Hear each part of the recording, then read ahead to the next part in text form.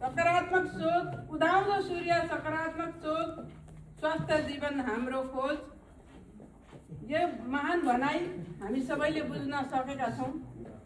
किनभनेदेखि सोच सकारात्मक भयो भने नराम्रो कुरो पनि राम्रोमा बदल्न सकिन्छ रहेछ। त्यो मेरो पनि उदाहरण हो। सोच नराम्रो भयो भनेदेखि नराम्रो कुरालाई राम्रो कुरालाई पनि जिरोमा पुर्याउन पनि हामी आफ्नै सोचले सक्ता रहेछौँ। त्यसले गर्दाखेरि हाम्रो सबै कुरामा प्रगति, हाम्रो सबै कुरामा उन्नति, हाम्रो सबै कुरा शरीरको स्वास्थ्य, सबै कुरा हाम्रो सोचमा भर पर्दो रहेछ।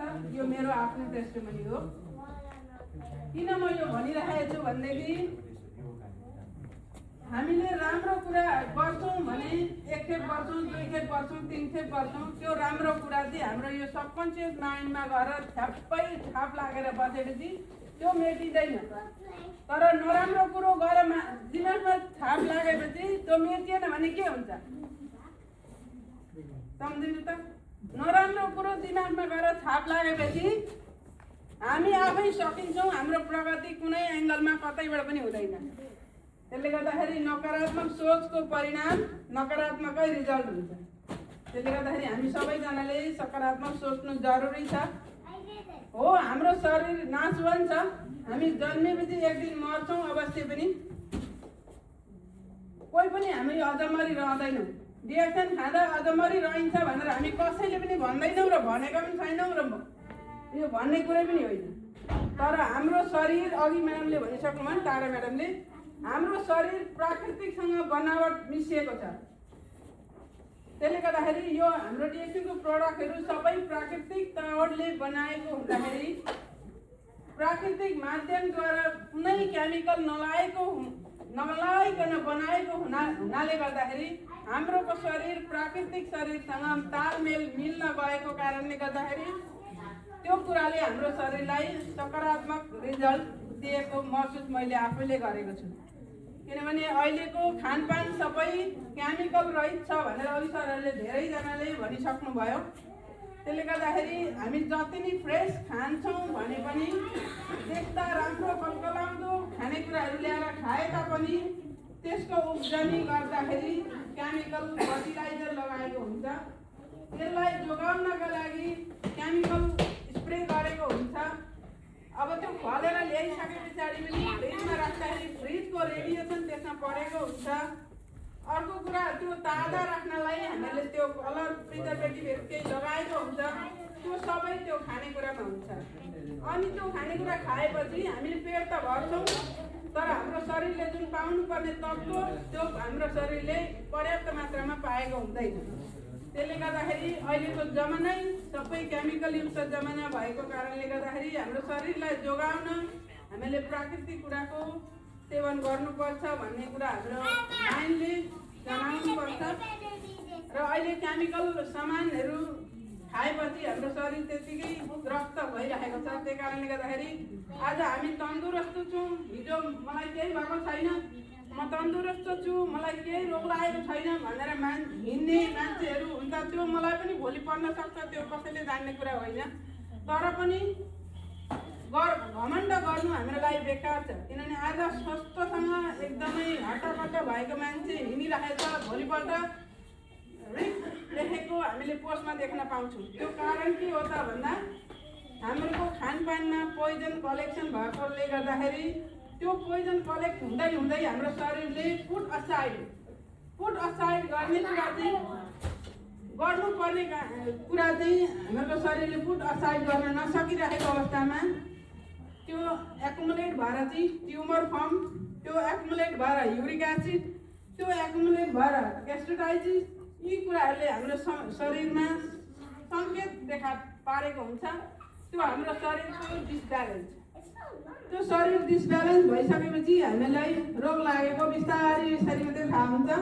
तर त्यो के गर्दा जाति हुन्छ? अब हामी हस्पिटलतिर कुद्न थाल्छौँ। हामीलाई ज्ञान हुन्छ त हस्पिटलै कुद्नुपर्ने हो, डक्टरकै सल्लाह लिनुपर्ने हो। तर हामी आफैले सकारात्मक सोचेर चाहिँ म अब प्राकृतिक पद्धतिद्वारा चाहिँ हाम्रो शरीरलाई म आफै राम्रो तरिकाले ठिक गर्छु म तन्दुरुस्त हो, हामीलाई कति सुखेको भए तापनि मेन्टालिटी चाहिँ हाम्रो म बिरामी छु, म सक्दिनँ, मलाई एकदमै घाउ भएको छ, म बोल्न सक्दिनँ भन्ने कहिले त्यो माइन्डमा बसेपछि त्यो सबकन्सियस माइन्डले चाहिँ म सक्दिनैमा पुर्याउँछ पुरा। त्यसले गर्दाखेरि हामी एनर्जाइज हुनुपर्छ, हामीले पोजिटिभ सोच्नुपर्छ। हामीले खानेकुरा खान्छौँ हो, खानेकुराबाट हामीलाई शक्ति मिल्छ, तर त्यो शक्तिले चाहिँ हामीलाई मिलेको देखाउनलाई चाहिँ हामीले पोजिटिभ सोच्नुपर्ने हुन्छ र त्यही अनुसारले प्रडक्टले काम गर्छ। प्रडक्टले काम नगर्ने होइन। अहिले प्रडक्टले काम नगर्ने थियो अथवा प्रडक्ट नराम्रो थियो भने विश्वको 287 भन्दा बढी कन्ट्रीमा यो स्प्रेड हुने थिएन। विश्वका हजारौँ भन्दा बढी मान्छेले यसलाई सिस्टमलाई अँगालेर देश विदेश घुम्ने अफिसरहरूले टेस्टिमोनीको कुराहरू पनि गरिसक्नु भयो, देखाउनु भयो आफ्नो एक्सपिरियन्सहरू, त्यो पाउनु हुने थिएन। र यो सबै दिलाउने हाम्रो डाक्टर लिङको देनलाई एकपटक सबैजनाले ताली दिएर सम्मान गर्नु। थ्याङ्क यू सो मच सरलाजी।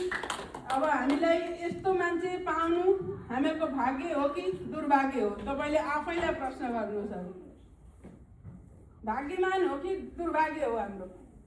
अब अहिलेको जमानामा आएर त्यो केमिकल कुराहरूले हामीलाई ग्रस्त पारिराखेको बेला हामीले यो नपाउँदाखेरि हाम्रो अप्सन के हुन्थ्यो?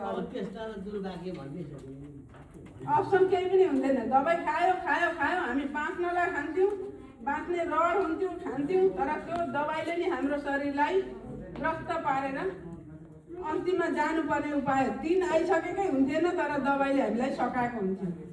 त्यसले गर्दाखेरि हाम्रो प्राकृतिक शरीरलाई प्राकृतिक पद्धतिद्वारा राम्रो राख्नुपर्छ भनेदेखि हामीले यो डिएक्सनको कुरालाई नकारात्मक नसोचिदिनु होला। म चाहिँ सोच्दिनँ, मेरो आफ्नो टेस्टिमोनी पनि भन्न चाहेँ। मैले धेरै कुराहरू बोल्ने सायद अहिले समय पनि लानु छैन होला।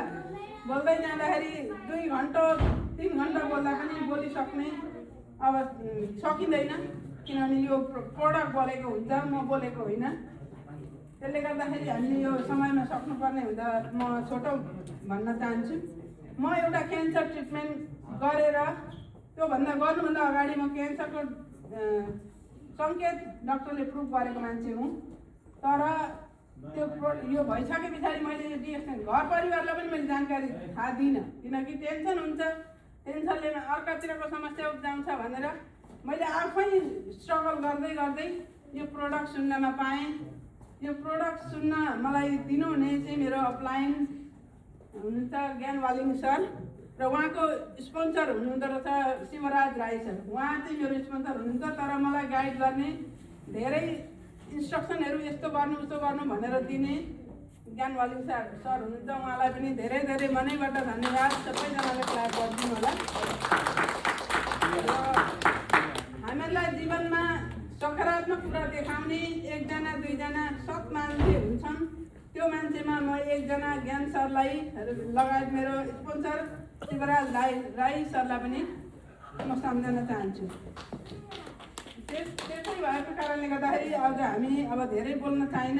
र यो क्यान्सर भइसके पछाडि ट्रिटमेन्ट गर्नुभन्दा अगाडि मैले 2 वर्ष कन्टिन्यू प्रोडक्ट खाएर 2 वर्ष पछाडि टेस्टिङमा जाँदाखेरि नेगेटिभ देखियो। अनि त्योभन्दा खुसीको पल मेरो अरू कुनै थिएन, किनभने म बाँच्नु थियो। मैले त पैसा भोलि सकिन्छ होला भन्ने नि मैले सोचिनँ। त्यसले गर्दाखेरि 200-250 हिसाबले म 2 वर्ष खाँदा मेरो पैसा कति भयो, तर मैले हिसाब गरिनँ। किन हिसाब गरिनँ भन्दा म बाँच्नु थियो, म बाँचेर त पैसा त बनाउँछु नि। म नै नबाँचेको भनेदेखि त्यो पैसा कहाँबाट आउँथ्यो भोलि?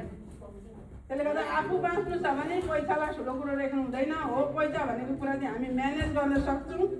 म्यानेज गऱ्यौँ भने र सोच सकारात्मक राख्यौँ भने त्यो नपुग्ने कुरा केही पनि हुँदैन। हो, आज धेरै पर्ला, कस्मेटिक प्रोडक्टहरू महँगो छ, तर एउटा कुराबाट पनि हामी सुरु गर्न सक्छौँ। त्यो हो लिन्जी ब्ल्याक कफी। त्यो हामीहरूको घरमा सबैको घरमा अनिवार्य नहुने कुरा छ।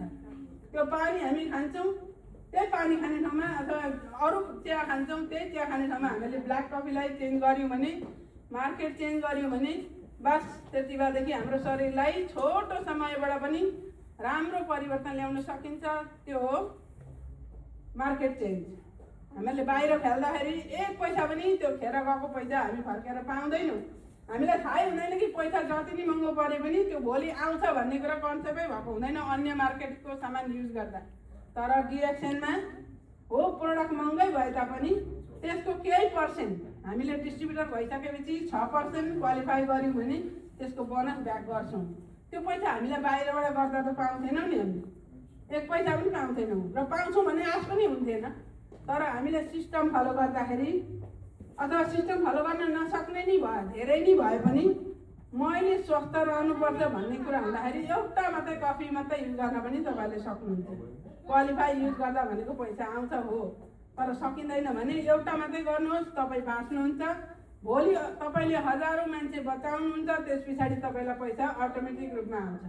किनभनेदेखि यो पैसा आउने कुरा आफ्नो सिस्टममा टिममा आफ्नो मेम्बर छैन भने पनि पेरुबाट, मलेसियाबाट, दुबईबाट त्यो डिएक्सन सिस्टमले चाहिँ जुन उत्पादन गरेको प्रफिट, त्यो प्रफिट चाहिँ डायमन्ड भइसकेपछि 2% सेयरिङ हामीले पाउँछौँ त्यो क्वालिफाई हुँदाखेरि। अब त्यस्तो सिस्टम हामीले कहाँ पाउँछौँ भन्न, अन्य मार्केटमा प्रोडक्ट खाइदिँदाखेरि विश्व कम्पनीले कमाएको उन्नति अथवा कमाएको प्रफिट हाम्रो नाममा आउँछ भने यो सिस्टम कसरी सिर्जना गरेको होला र कसरी विकसित गरेको होला यो सम्झना हामीले एकछिन पनि सोच्न सक्दैनौँ।